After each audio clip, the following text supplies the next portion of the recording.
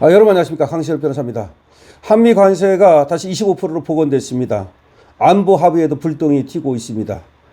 관세라는 얘기를 이제 미국에서 별로 꺼내질 않는 것 같아요. 그러면서 에너지 투자를 하라 이쪽으로 유도를 하는 것 같고요. 그리고 한국에 별로 그렇게 기대를 하지 않겠다. 지금 일본은 관세 협상에 따른 이행 절차를 아주 치밀하게 바로바로 진행해 가고 있습니다. 그런데 한국은 말만 하고 전혀 이행을 안 하는 겁니다. 신뢰가 무너지고 있습니다. 그래서 이 관세 협상의 불똥이 안보 합의에도 띄고 있다라는 얘기입니다. 미 행정부가 한국산 주요 품목에 대한 관세를 다시 25%로 복원하는 절차에 착수를 했는데요. 이게 한미 간 안보 협력에도 파장이 일고 있습니다. 정부 고위 관계자는 4일 관세라는 한 축이 흔들리면서 안보 합의에도 영향을 미치기 시작했다고 말했습니다. 상황이 매우 심각하다라고 우려를 표한 것인데요. 이거를 복수의 국내 매체가 보도를 하고 있습니다. 관세와 안보 두 축이 흔들린다는 겁니다. 한미 관계를 지탱해온 관세와 안보가 동시에 흔들리는 이런 조짐이 나타나고 있습니다. 정부는 외교 통상 라인을 통해서 총동원, 미국 설득에 나섰는데요. 그러나 미국 측은 예정대로 관부 개제 절차를 진행하고 있어서 한국의 대응이 쉽지 않습니다. 즉 25%로 관세를 한다는 것을 관부 개제 절차를 그대로 진행하고 있습니다. 더 이상 한국에 끌려다니지 않겠다는 것이고 한국을 신뢰하지 않겠다는 것이죠. 우리 김정관 산업통상부 장관하고 여한구 통상교섭본부장이 워싱턴에서 미국 정부 인사들을 접촉을 했는데요. 관부 개제를 막지 못했습니다. 즉 빈손으로 돌아왔습니다. 결국 조현 외교부 장관까지 급파돼서 마크 루비오 국무장관을 만났는데요. 역시 또 빈손입니다. 관세 갈등이 안보 협력에 영향을 줘서는 안 된다라고 이렇게 강조를 했답니다. 이제 관세가 안보까지도 영향을 미칠까봐 전전긍긍하고 있는 거죠. 루비오 장관은 관련 부처를 한번 동래해 보겠다 정도로 답했답니다. 사실은 빈손이죠. 관세 갈등은 말이죠. 핵 추진 잠수함 도입, 원자력 협정, 전시 작전권 통제권 전환 등 굵직한 안보 합의에도 영향을 미칠 수밖에 없습니다. 외교실등은 정부는 관세 문제만 따로 떼어내고 싶어 하지만 현실은 말이죠. 안보 합의, 쿠팡 사태 등과 함께 한미 공동 설명 자료, 조인트 팩트시트 여기에 다 묶여 있습니다. 정부는 말이죠. 관세 문제하고 안보 문제를 따로 떼어내서 다루고 싶어 하지만 그게 조인트 팩트시트로 묶여 있기 때문에 그게 가능하지 않다는 거죠.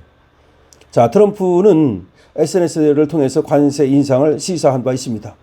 도널드 트럼프 대통령은 지난달 26일 SNS를 통해서 한국 국회의 대미투자특별법 입법사항을 거론하면서 한국산 자동차, 목재, 의약품 등에 대해서 관세를 다시 25%로 인상하겠다고 밝힌 거죠. 관세 인상은 말이죠. 관복 개제 절차를 거쳐야 실제 시행이 가능한데 지금 관복 개제 절차가 진행되고 있는 겁니다. 그래서 우리나라에서 지금 발등에 불이 떨어져 가지고 이 사람 저 사람 갔지만 전혀 빈손으로 돌아오고 있습니다. 자, 지금 트럼프와의 약속을 너무 띄엄띄엄 보고 이재명이 대충대충 보고 그러다가 오히려 안 한 것만 못하게 됐습니다. 원래 국제사회에서의 약속이라는 것은 이게 신뢰를 기반으로 합니다. 일본은 말이죠. 그 약속하고 나서 그냥 바로 그 계획대로 그대로 진행을 해나가고 있어요.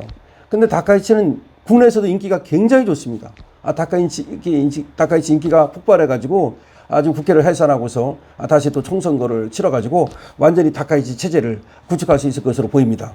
그 다음에 미국과의 관계도 더 좋을 수가 없어요. 트럼프와 관계도 정말 남매 온누이 같습니다. 그렇게 하면서 일본의 이익을 취하는 겁니다. 그러니까 윈윈이에요. 어차피 미국과 일본이 협력한다고 그럴 때 일본은 손해보고 미국만 이익 보고 그런 게 어디 있습니까? 어차피 같이 윈윈해가지고 이익을 보는 건데 그럼 손해를 누가 보냐? 우리가 보는 거예요. 왜냐하면 우리하고 일본은 경쟁 관계 아닙니까? 자동차가 가장 큰 그 경쟁 관계잖아요. 그래서 자동차 말고도 사실은 전자제품이라든지 모든 것이 우리하고 일본은 경쟁 관계일 수밖에 없어요. 일본도 지하자원 아무것도 없고 사람 가지고 기술 가지고 수출해 가지고 먹고 사는 나라고 우리도 똑같아요. 아무것도 없고 사람 가지고 기술 가지고 수출해서 먹고 사는 나라고 서로 경쟁 관계예요. 그럼 미국하고 일본이 찐친이 되면은 우리는 오히려 마이너스가 되는 거 아닙니까? 자동차 지금 원래는 이 관세만 아니면 말이죠. 제대로 좀 많이 팔 수 있을 것 같아요. 올해 1월에도 좋았다는 겁니다. 그런데 이제 25% 우리가 물리게 되면 일본은 15% 아닙니까? 그럼 10%의 격차를 우리가 과연 극복할 수 있겠는가? 아니죠. 정말 왜 이렇게밖에 못하는지 정말 한심합니다. 지금 환율 방어를 위해서 외환 보유고도 팍팍 줄어들고 있고 여러 가지로 난맥상이 발생하고 있는 겁니다. 근데 지금 얘기했던 것처럼 관세하고 또 안보가 엮여 있어요. 일본은 차라리 우리보다는 안보로부터 좀 자유로워요. 근데 우리는 북한이 있기 때문에 안보가 자유로울 수가 없어요. 지금 미국이 어떻게 하느냐에 따라서 지금 한반도 이 정세가 급변할 수 있거든요. 미국이 지금 미군을 뺄 수도 있어요. 완전히 다 빼지는 않겠지만 일부를 빼가지고서 말이죠. 다른 데로 괌으로 간다든지 내지는 이제 주한 미군이지만 우리 한반도만을 지키는 게 아니라 대만을 지키는 이런 어떤 지금 군사 전략의 운용 변경이라든지 이런 것도 있을 수 있고 하여튼 간에 지금 굉장히 중요한 때인데 이 관세에서 삐걱거림으로써 안보까지도 다 같이 삐걱거리고 있다는 얘기가 지금 나오는 겁니다. 관세는 관세대로 실패하고 결국 25%로 다시 환원했으니까 아는 것만도 못하잖아요. 그 다음에 또 지금 안보는 안보대로 실패하고 이렇게 될 가능성이 굉장히 많다. 그러니까 발등에 불이 떨어지니까 이 사람 같다 저 사람 같다 그렇게 하는 건데 미국 측에서 반응이 차갑습니다. 그러니까 빈손으로 돌아왔다는 말이 맞다. 그리고 외교력이 없어요. 내가 보니까 이 사람 뭐 구인철이 갔다가 뭐 또 그 통상본부장이 갔다가 뭐 등등등등 몇 사람 왔다 갔다 하는데 김정관이 갔다가 근데 이 사람들이 과연 지금 조현희 외교부 장관도 그렇고 구인철 경제부총리도 그렇고 전부 다 하나같이 과연 미국의 어떤 트럼프 내지는 마가 그룹과 끈끈한 어떤 연이 있는가. 그 다음에 미국 대사라고 가 있는 강경화 그게 무슨 역할을 하고 있습니까 지금? 사실 아그레망도 제대로 못 받아가지고 역할도 제대로 못 하고 있는 거 아닌가라는 의혹까지 있습니다. 뭐 어쩌고 했다고는 하는데 강경화 얘기 나옵니까? 강경화 얘기가 언론에 아예 나오질 않아요. 그러니까 외교가 완전히 그냥 폭망하고 있다. 경제 외교만 폭망하는 게 아니라 여러 가지 뭐 국제 통상이라든가 또 이 안보와 관련된 이 모든 것이 다 실패하고 있는 거 아닌가. 한때는 또 뭐 실장들이 나타나가지고 우상락이 뭐 어쩌고 하고 김용범이 어쩌고 하더니 그것도 쏙 들어갔어. 김용범과 우상락이 관세 협상 맺는다고 난리 떨었잖아요. 근데 얘들이 들어간 이유가 뭐냐? 얘들이 한 약속을 안 지키니까.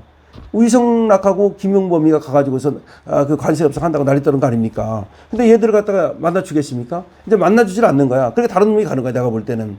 그때는 청와대에서, 왜 청와대에서 그랬는지 몰라? 이 경제 관리로 다 제끼고 나서 우상락하고, 그 다음에 김용범하고 이놈들이 나섰잖아요. 그런데 지금은 여기 싹 빠지고 이제 구인철하고 이런 사람들이 나서는데, 이거 왜 그런 거냐? 이것들이 약속을 안 지키니까 이것들이 가가지고서 미국 측을 만날 수가 없죠. 만나더라도 신뢰를 해주겠습니까? 그러니까 이제 다른 놈들이 나선 건데 나서봤자 불을 끌 수가 없는 거지.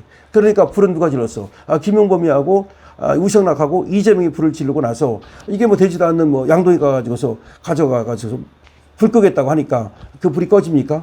그래서 지금 보도에 의하면 관세 협상이 흔들리면서 안보 협상까지 흔들리고 있고 미국은 더 이상 한국에 끌려다니지 않겠다고 하면서 지금 25% 관세 관보 개제 절차를 시작했다. 관보에 개제를 해야만 그때부터 이제 25%가 되는 겁니다. 그래서 더 이상 기다리지 않고 관보 개제 절차를 시작했다는 겁니다. 결국 이재명 리스크가 한국의 어떤 그 경제와 그리고 안보에 너무나 심대한 타격을 주고 있다고 밖에 볼 수가 없습니다. 정말 이재명 정권 어떻게 하겠다는 건지 정말 한심합니다. 이 안에서 말이죠. 무슨 설탕 부담금인지 설탕세인지 그런 얘기나 하고 그다음 생리대나 얘기하다가 더 큰 거를 국제사회에서의 우리 신뢰라든지 우리 이익을 갖다가 국익을 놓치고 있습니다.